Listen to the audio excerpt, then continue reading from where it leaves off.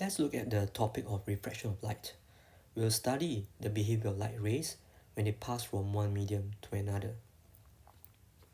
Introduction. This is a very common scenario. White light enters a glass prism, and when it comes out, it appears to spread out into different colors. Two key questions we have are, what happens when light travels between two different mediums? In this example, it will be between air and glass. Second question, how can we model this phenomenon of refraction of light? We'll use this simulation, bending light, to look at the behavior of light rays. We'll use the module prisms. Okay, consider a red laser pointer. The red laser light comes out from pointer, enters from air into glass, and out into air again. You notice the direction of this red laser light changes as it goes from air into glass and back into air again. Okay, note the position or the direction of this red laser. What happens when you change the color of this light ray? We use the the violet end of the visible spectrum. Oh, its direction changes, right? It has actually shifted downwards.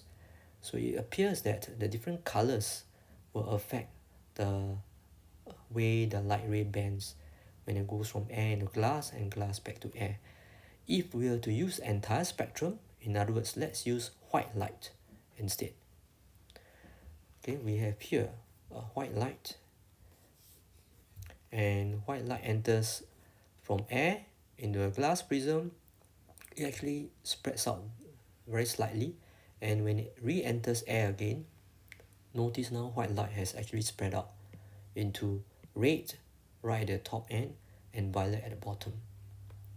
So it appears that the different colors they bend or change direction when it passes from air to glass and glass back to air at slightly different angles. Okay, so coming back to the glass prism problem representation as represented by this diagram. So white light, which consists of different colors, when each color passes through glass prism, they will actually bend at slightly different angles. Eventually, when it enters into air again, the directions are different, and we actually see the spectrum of the visible light. We are going to use ray diagrams as well as some laws to represent the behavior of light as it passes from one medium to another. Before moving to the next section, okay, notice that we have drawn these two dashed lines. These are the normal lines. Okay, you have seen such lines before. This line is perpendicular to the boundary between the two medium, glass and air. These normals are similar to the normals that we draw in reflection of light.